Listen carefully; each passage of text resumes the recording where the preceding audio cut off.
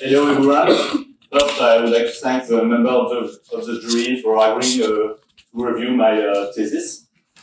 I am very happy to be here today for presenting my work during 3 years on the potential impact of submarine power cables on Baltic communities. So, in 2017, with 40% of worldwide carbon dioxide emission, the power industry was the main emitting sector. In a global change context, it is thus primordial to favor renewable energy. This has led some authorities to set targets for the future. For example, the European Commission targets at least 32% share of renewable energy for 2030, while in 2017 it's only 17%. For nations with a coastal territory, the use of marine renewable energies can provide an attractive alternative.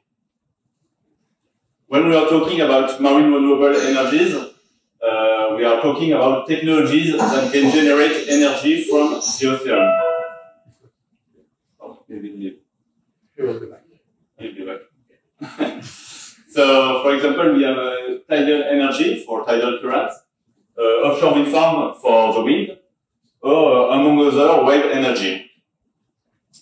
But while all these technologies constitute a green measure for sustainable development, it also represents an additional source of disturbances for the marine environment, which need to be characterized.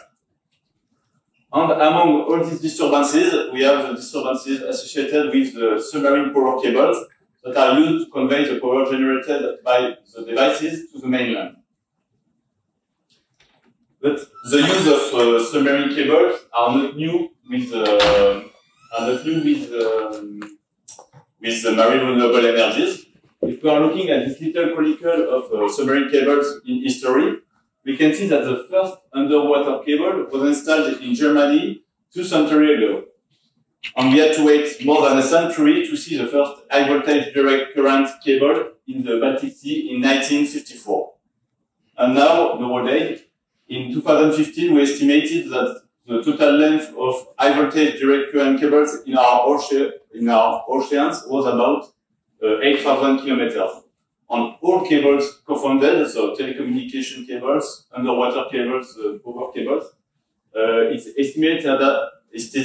estimated about 1 million kilometers.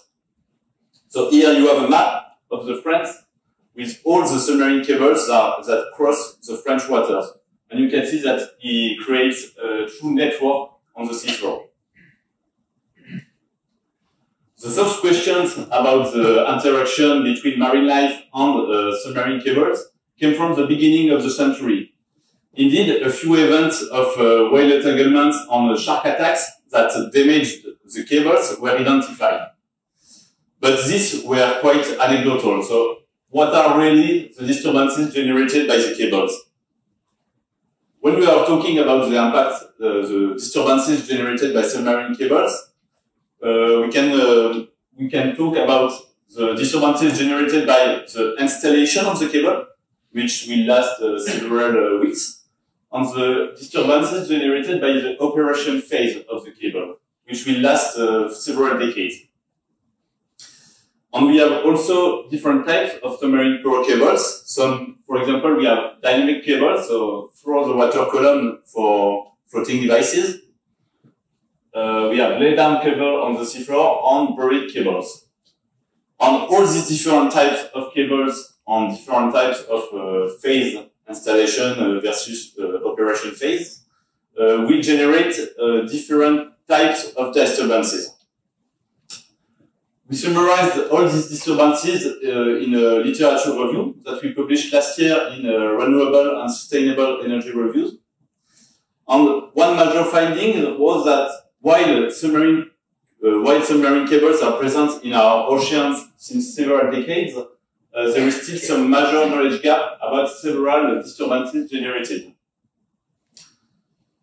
In this context, the SPECIS project, SPECIS for Submarine Power Cables Interaction with Environment and Associated Surveys, aim to improve the current knowledge about the impact of this the potential impact of these submarine power cables on the Baltic compartments. So in this project, the different partners worked on different sites along the Atlantic coast of France in order to study the disturbances generated by these power cables in situ, and to study the impact of these disturbances on the benthic communities.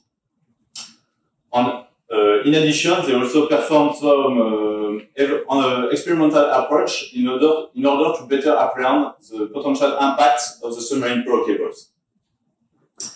So my PhD was in the context of this project. So the aim of my PhD was to improve the current knowledge about the potential impact of submarine power cables on the benthic communities. And I particularly worked on 3 different potential impacts of submarine power cables. The reef effect, which can be summarized as the colonization of the submarine power cables on associated structures. The potential impact of the magnetic field emissions of submarine power cables. And finally, the reserve effect. What I call reserve effect here is when you have a cable, the authorities can set limiting an area where damaging activity are limited. So, for example, with no fishing, with no anchoring allowed, so it can generate a kind of marine protected area. But today I will just present you the work I did for the 2 first potential impacts, so the reef effect and the magnetic field emission, for 3 different paths. So let's begin with the reef effect. So as I said, the reef effect can be summarized as the colonization of an artificial reef. An artificial reef is a man-made structure that mimics some of the characteristics of a natural reef. So, as any other natural reef, it will be colonized by a sessile ecubenthic community, which is mostly dominated by invertebrates. And it can also be called biofouling. But these structures can also attract some mobile megafauna, some fish, some decapods. Here you have an example of an offshore platform in the US, and you can clearly see that the platform is highly colonized by a sessile ecubenthic community, and also there is a lot of fish around. So we try to study the colonization by these 2 different compartments of the associated structures with submarine power cables. So I will begin with my first part, which was about the succession of ecubenthic communities on artificial structure associated with submarine power cables. So for this study, we worked on the Pampa Brea tidal test site, which is located in Brittany, west of France. And to convey the power generated by the turbine to the mainland, an unburied power cable was installed in 2012. This power cable crossed a very particular environment. Indeed, the seafloor was hard, dominated by pebbles, and it was submitted to a really high hydrodynamic condition. Indeed, we have some tidal current that can reach 3 meters per second, which is really high. So, in answer to this particular environment, the ecubenthic here is dominated by oak-resting taxa with a high patchiness. And to protect the cable in this particular environment, it was protected with an iron shell and stabilized with concrete matrices. 120 matrices, as you can see on the picture, was installed along the sea route, the cable sea route. So you can see that these structures are really massive and allow to stabilize the mattress, the cable on the seafloor. So in order to survey the colonization of these 2 artificial structures, we surveyed 3 different sites along the cable route, sites A, B, and C. But to simplify, today I will just present you the result of the site B. So, as I said, we surveyed the ecubenthic communities of the different structures, and for that we used underwater imagery during dive survey. At the 3 different sites, we thus took pictures of 3 different habitats. The first habitat is the half shell, so the iron half shell. For that, we took a 10-meter transect with continuous imagery. For the mattress habitat, we took 16 regularly spaced concrete units of the mattress in picture. And finally, the natural seafloor. For this habitat, we took at least 16 random quadrats placed around the artificial structures. So, in the end, when we had this kind of picture, so you can see here the two artificial habitats, and here the picture of the natural seafloor. So, as you can see, the natural seafloor is not rock, sensu-stricter, but more a mix of pebbles. So we performed 6 different campaigns from 2014 to 2018. And an important point is that during all these campaigns, the cable was never connected. So in other words, we never had electrical current inside the cable during our surveys. So all these campaigns gave us over 1,500 pictures. But how do we analyze all these pictures? So we use a method called the point count method. So this method consists to distribute a certain number of points on a picture and to visually identify the taxa lying under each point. And once it's done, you can then calculate a ratio which will give you the cover percentage. So this method is really rapid to proceed, but the result is highly dependent on the number of points you will use. If you use a really high number of points, you will have a good resolution, your result will be very good, but you will spend density value.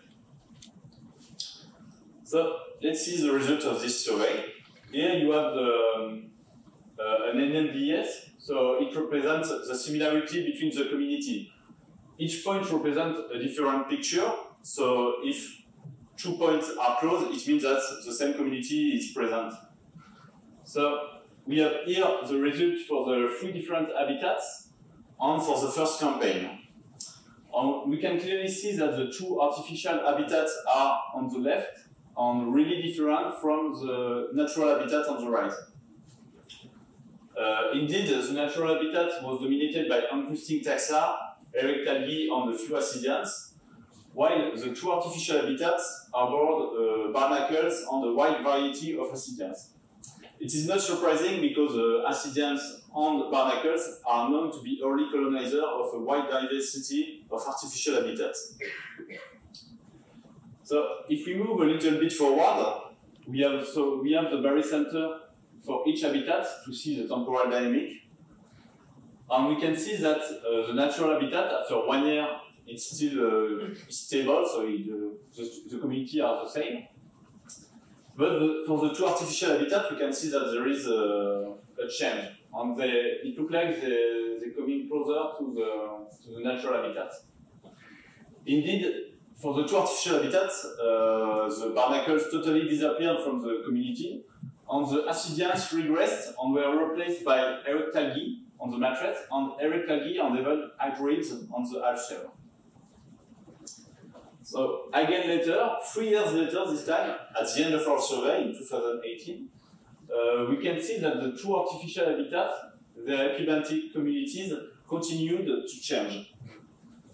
Indeed, the ascidians continued to regress on both caves and were replaced by erectalgae and even kelps on mattress and erectalgae and hybrids on the half shell.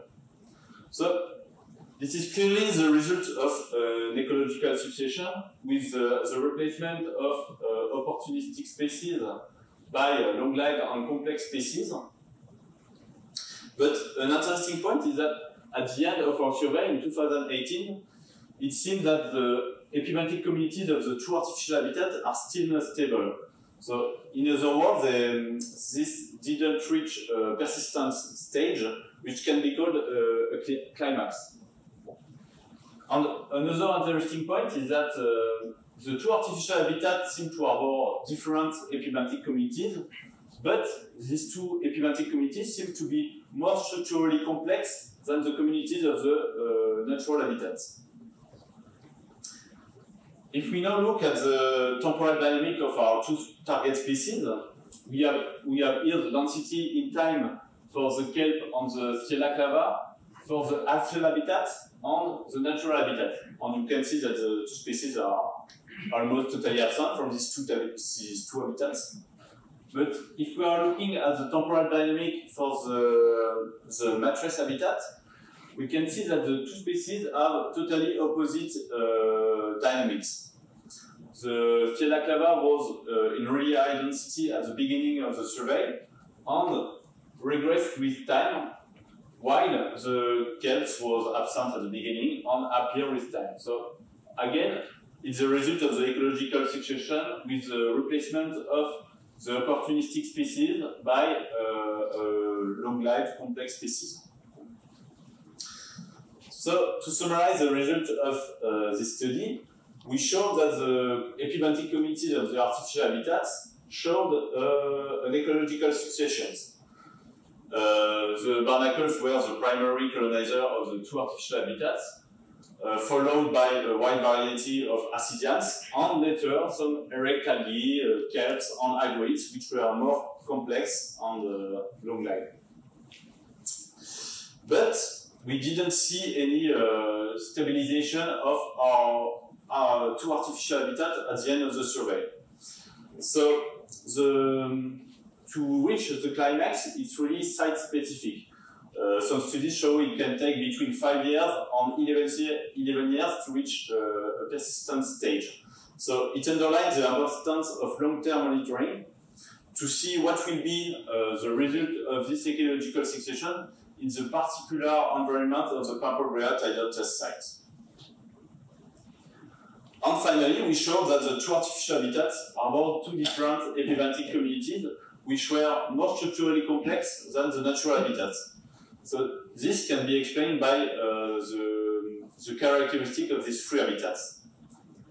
The natural habitat, as I said, was dominated by pebbles and submitted to a really high hydrodynamic condition. So the pebbles were really unstable and submitted to a high sediment abrasion. So erect taxa cannot grow on this habitat. That's why natural habitat is dominated by a few interesting taxa.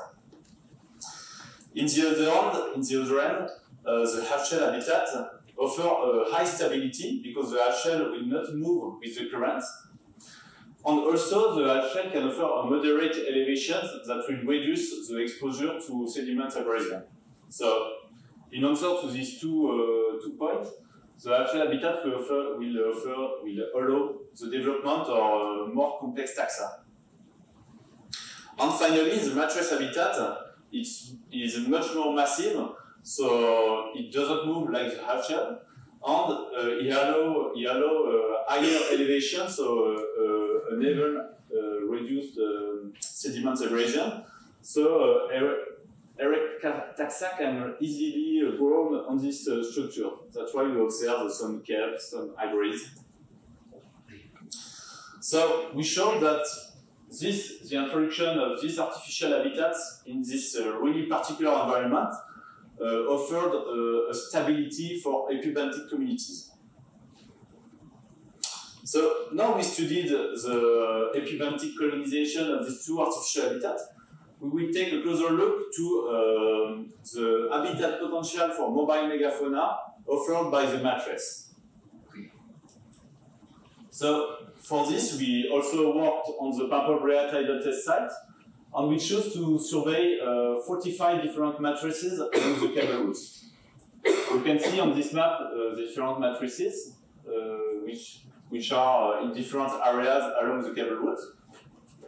So the aim of this study was to look at the habitat potential of these matrices for mobile megafauna, but also to study if we have any heterogeneity of the colonization between the different matrices. So we again used dive survey to monitor this matrix, and we combined both visual census and videos. So a first diver goes around the matrix and counts all the individuals of the mobile megafauna species he can see. And in the same time, a second diver goes in the opposite direction and records the video with a GoPro. So we surveyed the 45 mattresses like that. And we performed a total of 4 different campaigns from 2015 to 2017. And once again, the cable was never connected during all these campaigns. And this gave around 10 hours of video record. So from this video, we extracted some, from this video on the dive survey, we extracted some biological data with abundant count of 6 target species, 2 species of crustaceans with the European lobsters Omarus gammarus and the edible crab Cancer pagurus, and 4 species of fishes with the European conger, the Balanras, Labrus berrita, the pouting Trisopterus fusus, and the pawcrab Trisopterus minutus. And in addition to this biological data, we also extracted some environmental variables from the video. So we have some information about the seafloor characteristics, so with a percentage of sand, a percentage of pebble, and a percentage of boulder around the mattresses. And we also counted the number of cavities present on each mattress. And for that, we differentiated 2 different types of cavities. What we called the hole, that are little triangular cavities between 2 concrete units of the mattress, and the caves that are wider cavity below the mattress when it does not touch the seafloor. We had also other extra variables such as the bathymetry, the current exposure, and the current velocity. So let's see the results. Here we have the mean abundance per mattress in time for the 6 different target species. And also the total abundance per mattress and the number of species per mattress. And you can see that except for the pouting, so Trisopterus fusus, all the other species are quite stable in time. So this suggests that this stability of the abundances suggests that the mattresses were fully occupied since the beginning of our survey. But we observed a certain heterogeneity of the colonization. For example, if we take the case of the European lobster, the mean abundance per mattress was around 1 individual, but in some cases we observed 5 lobsters for a mattress. So I didn't say that a mattress is 3 meters wide for 6 meters long. So to have 5 lobsters in this structure is quite a lot. So why do we observe this heterogeneity of colonization? To answer this question, we performed a redundancy analysis. Here, each point represents the assemblage of a mattress, and the size of the point will represent the number of species present in this assemblage, and the color will represent the total abundance of this assemblage. And you can clearly see that we have matrices with a very low colonization versus to matrices with a very high degree of colonization here and here. So now, if you overlay the species vector, we can clearly see that the pouting Trisopterus fusus is highly correlated with the first axis, while all the other species are correlated with the second axis. And now, if we overlay the environmental variables that are significantly correlated with the assemblages, we can see that the mattress with a very high colonization by Trisopterus fusus are correlated with a high number of caves, a seafloor dominated by boulders, and a high exposure to currents. And in the other end, the mattress colonized by all the other species are correlated with a high number of holes and a seafloor dominated by pebbles. So it shows that in both cases, the more you have cavities on your mattress, the higher will be the colonization.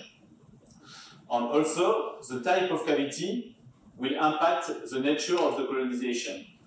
The holes, which are quite little allows the colonization of solitary species, such as the two crustacean species, the balanras and the conger, while the cave cavities allow the colonization of gregarious species, such as the pouting. So, to summarize the result of these studies, we showed that the shape and the number of cavities present on this artificial structure impact the colonization by mobile benthic megafauna. So, this is not new, it has been shown for a lot of the different artificial habitats in the past. But what is interesting here is that the local environment impacts the amount and the type of shelters. Indeed, we show that for seafloor dominated by boulders, we had a lot of cave. It's because when you have a lot of boulders, it creates an irregular seafloor topography, which prevents the mattress to fit with the seafloor, so it creates some cave cavity below the mattress, which will allow the colonization of gregarious species. And when the seafloor is dominated by pebbles, the mattress fits with the flat seafloor, so caves are not created, but the holes between the concrete units are still available. And finally, when we have a seafloor dominated by sand, so it fits with the seafloor, so we don't have caves created, but the accretion of sand can lead to a smothering of the holes. So we don't have a lot of cavity available, so the assemblages will be really poor. So we showed that the habitat potential of an artificial structure depends on both the design of the structure, as we saw with the hole, but also how this structure will interact with the physical environment. So, in these two studies, we showed that the artificial reefs associated with coral cables allow the colonization by sessile epibenthic communities and mobile benthic megafauna. But these are not classical artificial reefs because the transit of electrical currents inside the coral cables emits some magnetic fields. So, what are the true impacts of these magnetic fields? So first, a few generalities about magnetic field. So magnetic fields are already present around us in nature. So here we have the magnetic field intensity around the world, and we can see that Neville is the winner in Tasmania with 62 microtesla. But here in Brest we are more around 50 microtesla. So we can see that the magnetic field intensity shows some variation naturally. But the presence of electric current will emit an artificial magnetic field. Here we have the magnetic field emitted by a few electrical devices. And we can see that, for example, a hair dryer can emit at 3 centimeters from 6 microtesla to 2000 microtesla. So it's quite important. Also, the type of current will impact the type of magnetic field generated. The direct current will generate a static magnetic field, so without any variations in time, while alternating current will generate a time-varying magnetic field, so the intensity of the magnetic field will vary in time, but also the direction of the magnetic field.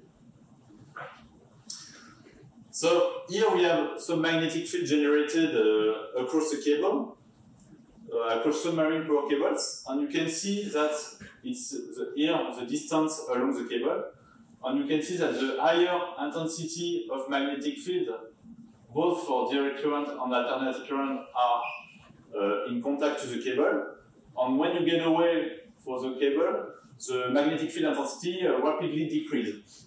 So here, for example, we are 11 meters of the cable, and we can see that the magnetic field intensity is low and not perceptible. So the questions about the interaction between marine life and magnetic field is quite recent, and it can potentially interact with marine life through a different path. For example, magnetic field can potentially have effect on predator-prey interaction. It can potentially cause some avoidance or attraction behavior. It can potentially cause some disturbances of the orientation capabilities of several species. And finally, it can cause maybe some physiological or developmental effects. So as I said, the concern about this is quite recent. And so far, we have many studies on the elasmobranch branch and the Diadromus fish, which show no major impacts on their behavior, on their physiology. The data about the interaction between electromagnetic field and the invertebrates are scarce, and we have only a few studies about several species which show, again, no major impacts. Submarine coral cables. So they are directly exposed to this magnetic field. So we can ask ourselves, what will be the impact of this magnetic field on the European lobster? And furthermore, we can ask, what will be the impact of this magnetic field on early developmental stage of the European lobster, which can be assumed to be more vulnerable? So we tried to answer this question in the last part, which is an experimental approach to study the impact of artificial magnetic field on the behavior of juvenile European lobster. So this part was in collaboration with the Norway Institute of Marine Research. So for this part, we choose to do two different types of experiments. The first was to see if the presence of an artificial magnetic field will generate an avoidance or an attraction behavior. And the second experiment was to see if the exposure to a magnetic field will impact the behavior of the juveniles. But first, we had to create artificial magnetic field in laboratory. So for that, we built what we called an Helmholtz coil, which is in fact a wooden frame with two cable coils of 600 meters of wire each. And when we inject electrical current inside the two coils, it will create an homogeneous area of magnetic field between the two coils. So we choose to generate a magnetic field intensity around 200 microtesla, which is the kind of magnetic field intensity you will find at 1 meter of 1000 amps DC cable, and at half a meter of 800 amp AC cable. So just to remind you that 200 microtesla is around 4 times the magnetic field intensity here at Brest. So for the first experiment, which is the attraction avoidance test, what we did is that we create a magnetic field gradient, and we put a corridor inside this gradient. At each side of this corridor, we put some shelters, and we then release a juvenile lobster in the middle of this corridor, and we observe this behavior during 45 minutes with a video recording. We can then study more precisely the behavior of the lobster in 4 different areas along the corridor, according to the magnetic field intensity. These 4 different areas are called high magnetic field 1 and 2, and low magnetic field 3 and 4. We had, you have here an example of the kind of video we had, and you can, it's not real speed, they are not that speed. You can see that this lobster quickly reached a shelter on the right side. We had 3 different treatments, a treatment with a static magnetic field gradient, a treatment with a time-varying magnetic field gradient, and a control treatment, so without any gradient of magnetic field. So here we have the result of the percentage of time spent in the different areas of the corridor for the 3 different treatments. And you can clearly see that the lobster will spend much time in the two corners of the corridor because they spend much of the time inside the shelter. And you can see that we have little variations, but no significant differences between the three treatments. So we don't have any impacts of the gradient of magnetic field on the behavior of the juvenile. If we are looking at other behavior, we have here the mean velocity of the lobsters and the distance traveled of the lobster in the 4 different areas and for the 3 different treatments. And we can see that we don't have any differences of the mean velocity or the distance traveled inside each of the areas. So also here, we didn't see any impact of the gradient of magnetic field on the behavior of the juvenile. Now, concerning the second experiment, which was the exposure test, we have 3 different conditions again. Conditions with a 1-week exposure to a magnetic field, a static magnetic field, which we call DC. A condition with a 1-week exposure to a time-varying magnetic field called AC. And finally, a control treatment, so without any exposure. And we choose to study a particular behavior of the juvenile lobster after this exposure, which is their ability to find a shelter. The ability to find a shelter for a juvenile lobster is very important because it's a really important anti-predator mechanism in the wild. So to study this behavior, we release the lobster in a little corridor with a shelter at the opposite end. And we observed its behavior during 30 minutes, again, with video recording. And each lobster performed 4 consecutive trials with the same test, and the only differences between the 4 trials is the color of the shelter. Indeed, for the 2 first trials, the shelter was gray, while for the 2 others, the shelter was white. We use different types of shelter to simulate different difficulties to find the shelter. Indeed, the white shelter was less visible than the gray shelter, so it was more difficult to find the white shelter. So here we have the results. We have the mean velocity of the lobsters for the 4 consecutive trials and for the 3 treatments. And we can clearly see that the mean velocity is the same for the 4 trials and for the 3 treatments. We don't have any significant differences. So here, it seems that the exposure to magnetic field generates no impact on the velocity of the lobsters.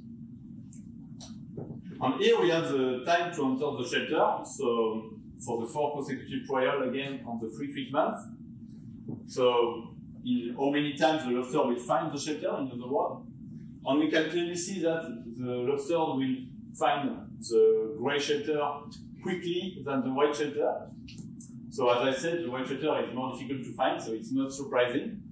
But we do not observe any differences between the 3 treatments again. So it seems that the exposure to magnetic field didn't impact the behavior and the ability to find the shelter of the lobsters. So these two experiments show that the juvenile lobster did not harbor any particular behavior when submitted to a magnetic field gradient, and their ability to find a shelter wasn't impacted by a 1-week magnetic field exposure. If we compare this result with the few studies we had on crustaceans in the literature, we can see that the results are really heterogeneous. For example, a study showed that for the American lobster we had a subtle change of behavior when submitted to a low magnetic field. Another study showed an attraction behavior to the artificial magnetic field for a crayfish species on the edible crab, while another study showed a repulsion behavior for the spiny lobster. The last result is quite interesting. Indeed, in the study of Ernst and Lohmann in 2018, they showed that this repulsion to magnetic field was size dependent. On this diagram, you have the proportion of lobster attracted to the magnetic field in gray and repulsed by magnetic field in black in function of the size of the spiny lobster. And we can see that only the bigger spiny lobsters are repulsed by the magnetic field. So this result suggests that there is an autogenic shift on the ability to feel the magnetic field. So only the older specimens can feel the magnetic field. So maybe while we were thinking that the juvenile lobster were more sensitive, maybe they were in the end too young to feel the magnetic field. But a really important point is that for the spiny lobster, there is a lot of studies that show that this spiny lobster can feel the natural magnetic field to perform homing, for example. But for the European lobster, we don't have any information about that. So to better apprehend the impact of magnetic field on the European lobster, it's really important to study more precisely their ability to feel the magnetic field in the nature, and how this ability can evolve during their life. So, to conclude what I showed you today, for the two studies on the reef effect, we showed that the artificial structures associated with submarine power cables allow the colonization of an epibenthic community, which were more structurally complex than the epibenthic community present before. And we also showed that the concrete matrices allow the colonization by mobile benthic megafauna. So in this really particular environment of the Pamprobright analysis site, which is highly distributed, it's really it allows the development of an important benthic community. And in the final part, we showed that the magnetic field didn't generate any impacts on the juvenile European lobster. So only from this result, it seems that the overall impact of submarine power cables can be considered to similar as any other artificial reef. But to put this into perspective, it's really concerning the reef effect. We can consider that the reef effect associated with only the power cables is quite low because the cable is quite small and not very complex. The reef effect is really important, it's more important for the associated structures. For example, as we showed with the concrete matrices. And finally, if we take the case of an offshore wind farm, we can easily think that the reef effect created by the foundations of the wind turbine will be much more higher than the reef effect created by the submarine power cables. And concerning the magnetic field, so the magnetic field can be considered as a localized disturbance because, as I showed, the magnetic field intensity rapidly decreases when you get away from the cable. But while most literature shows no major impact for now on marine life, there is still a huge knowledge gap for this disturbances because there is just a few studies right now. So it's really important to continue the study about the impact of magnetic fields on benthic life before drawing conclusions. So what we can do for the future is to, as I said, almost all the studies about the impact of magnetic fields on marine life was in laboratory, experimental studies. So it's really important to follow in situ approaches. And as I said, unfortunately, in my case, the submarine power cable of the tidal test site was not connected during my survey. So we did not observe in situ the impact of magnetic field, but I think it will be really important to get back to this site in the future once it will be connected. And another interesting point will be to study the impact of a very dense grid of power cables. with the installation of offshore wind farm, we will observe some areas with a really high density of cables in a really close area. So here it's what we call a station at sea. So you can see that all the cables of the wind farm are going to one place. So it will be very important to see at this particular place what will be the impact on the Baltic community. So I would like to thank you all to be here today. Now it's done. I would like to thank my three supervisors, Antoine, Morgan, and Nicolas, for these 3 years. Thank you very much. Thank you, everyone.